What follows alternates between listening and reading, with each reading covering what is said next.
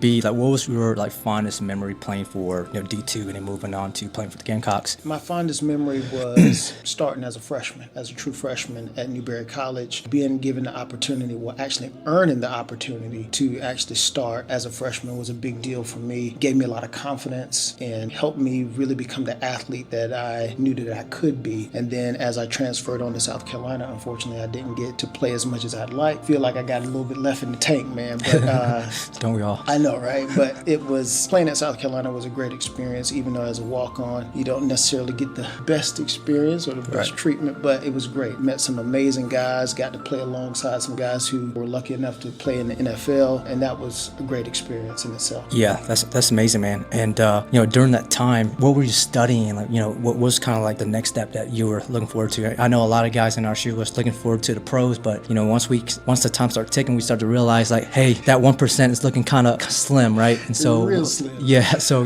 what were you kind of focusing on next as to like your career?